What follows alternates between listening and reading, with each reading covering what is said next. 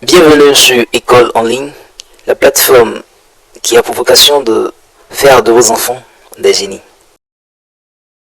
Bienvenue dans cette nouvelle vidéo dans laquelle nous allons entamer la séance 9 de notre cours intitulé Limites et continuité. Nous sommes à la deuxième partie et nous avons vu précédemment le petit 5 de cette deuxième partie. Nous allons voir dans cette séance le petit 6. Donc 6, continuité d'une fonction composée. Propriété, soit I un intervalle, f et g deux fonctions, soit f est continu sur I et g est continu sur f de I. Alors, G rond f est continu sur I. Dans la propriété, on a I qui est un intervalle, f et g deux fonctions. Si f est continu sur l'intervalle I et g est continu sur l'image de l'intervalle I par cette fonction, alors G rond f est continu sur I. C'est-à-dire la fonction composée de f et g continue sur I. Pour mieux comprendre cette propriété, nous allons traiter un exercice de fixation. Donc, on note exercice de fixation 12. Justifie que la fonction h est continue en grand R. Et la fonction h est telle que x associe racine carrée de x au carré plus 2 sur x au carré plus 1. Nous passons à la résolution. Tout d'abord, ce que nous allons faire, nous allons poser la fonction h, la transformer en fonction composée. Tout d'abord, posons h de x est égal à f rond g de x qui est égal à f de g de x. Donc, on pose h de x est égal à f rond g de x. Écrit f rond g de x, rien à dire que g de x est inclus dans f de x. Donc, nous allons définir g de x et f de x de sorte à ce que g de x soit de x, tout en s'appuyant sur l'expression de h de x. Où g de x est égal à x au carré plus 2 sur x au carré plus 1. Et f de x est égal à racine carrée de x. Comme on l'a dit précédemment, on doit définir g de x et f de x de sorte à ce que g de x soit inclus dans f de x.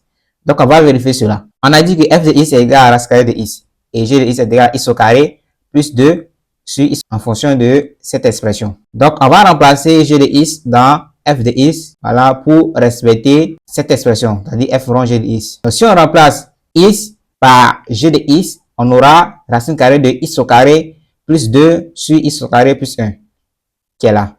Donc, notre décomposition est correcte. Mais attention, f rond g de x est différent de g rond f de x. Car lorsqu'on dit g rond f de x, c'est plutôt f de x qui est inclus dans g de x. Par contre, f rond g de x, c'est g de x qui est inclus dans f de x. On va maintenant déterminer l'ensemble des définitions de g. Comme g est inclus dans f de x, on va déterminer son ensemble de définitions et poursuivre avec cette fonction. Ici, on a le quotient de deux fonctions. Voici la première fonction qui est x au carré plus 2 et la deuxième x au carré plus 1. Donc, lorsqu'on a ça, cela veut dire que le dénominateur doit être différent de 0. Ici, on a x au carré. Et nous savons que, quel que soit x appartenant à grand R, x au carré est supérieur ou égal à 0. En d'autres termes, quelle que soit la valeur que prendra x dans R, x au carré sera toujours supérieur ou égal à 0. Car on sait que même si x prend une valeur négative au carré donne toujours une valeur positive. Donc, ça sera toujours supérieur. Maintenant, notre dénominateur, ce n'est pas x au carré. C'est plutôt x au carré plus 1. Donc, on va ajouter 1 à x au carré. Et si on ajoute 1 à x au carré, cela veut dire qu'on va ajouter aussi 1 à cette partie-là pour que ça soit équilibré. Donc, on a x au carré plus 1 qui est supérieur ou égal à 1. Et le dénominateur x au carré plus 1. Donc, on peut affirmer que le dénominateur ne s'annule jamais. Quelle que soit la valeur que x va prendre, le dénominateur ne s'annulera jamais. Donc, le domaine de définition de g est grand R. Donc, il n'y a pas de valeur dans grand R qui peut annuler le dénominateur de cette fonction. Nous savons aussi que les fonctions rationnelles sont continues sur le domaine de définition. Donc, ici, nous avons une fonction rationnelle et son ensemble de définition est grand R. Donc, g est continu sur l'intervalle grand R. Après cette étape, nous allons déterminer l'image de grand R par g et étudier la continuité de f. Et pour cela, nous allons transformer g de x. Nous avons g de x qui est égal à x au carré plus 2 sur x au carré plus 1. On sait que x au carré plus 2, c'est x au carré plus 1 plus 1. Car plus 1 est égal à plus 2. sur x au carré plus 1. Donc, on peut départager cette expression sur cette forme-là. C'est-à-dire x au carré plus 1 sur x au carré plus 1 plus 1 sur x au carré plus 1. On a vu dans le cas intérieur que lorsqu'on a la différence ou l'addition de deux quotients qui ont le même dénominateur, on conserve le dénominateur qu'ils ont en commun et on additionne ou on fait la différence des numérateurs. Donc, si on fait x au carré plus 1, on a ce qui est là et on conserve le dénominateur qu'ils ont en commun, qui est x au carré plus 1. Donc, cette décomposition est juste. Maintenant, x au carré plus 1 divisé par x au carré plus 1, c'est-à-dire un nombre divisé par lui-même, on obtient 1. Donc, on a 1 plus 1 sur x au carré plus 1. Voyons voir. On a dit précédemment que x au carré est supérieur ou égal à 0. Et c'est vrai. Quelle que soit la valeur que x prendra dans R, cette expression restera toujours correcte. On a x au carré plus 1 qui est supérieur ou égal à 1. Nous allons encadrer cette expression x au carré plus 1 pour avoir cette expression qui est 1 plus 1 sur x au carré plus 1. Et pour cela, on va mettre 1 comme le dénominateur de x au carré plus 1. Donc, on écrit 1 sur x au carré plus 1 est compris entre 0 et 1. 0 est strictement inférieur à 1 sur x au carré plus 1, qui est inférieur ou égal à 1. Ici, on a fait 1 sur x au carré plus 1.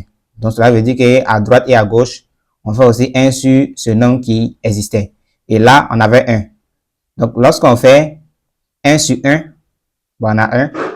Et là, 1 sur 0, ça fait 0. Maintenant, on va ajouter 1 pour avoir cette expression-là. Donc, on va ajouter 1 à ça.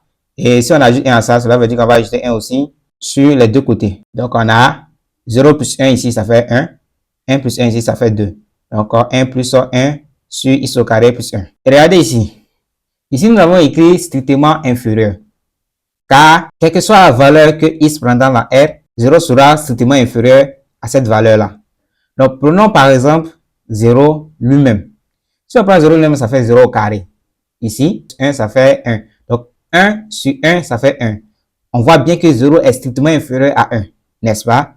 Mais 1 est inférieur ou égal à 1. C'est-à-dire, dans les deux cas, donc c'est égal à 1. On a maintenant obtenu la fonction qu'on recherchait ici, c'est-à-dire g de x, la forme simplifiée. 1 plus 1 sur x au carré plus 1. Donc, l'image de grand R sera l'intervalle qui est là, c'est-à-dire, ici, c'est strictement inférieur, donc c'est ouvert en 1. Et là, inférieur ou égal à 2, donc fermé en 2. On a ici g de R égale à l'intervalle ouvert en 1, fermé en 2. La fonction f de x égale à racine carrée de x. Donc, elle est continue sur son domaine de définition qui est l'intervalle fermé en 0, ouvert en plus l'infini.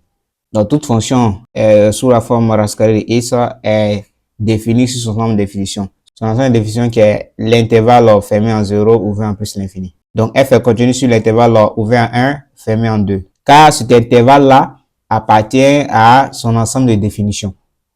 Il est inclus dans cet ensemble de définitions-là. Selon la propriété de la continuité d'une fonction composée, si g est continu sur i et f est continu sur g de r, alors la fonction composée h égale à f rond g est continue sur i. Pour rappel, i ici est un intervalle. Donc f est une fonction et g de r c'est l'image de l'ensemble de définition par la fonction g. Et là, f rond g c'est la fonction composée. Par conséquent, la fonction h est continue sur grand R. Et c'est tout pour cet exercice. C'est tout aussi pour cette séance. On se donne rendez-vous dans une autre vidéo pour poursuivre la leçon.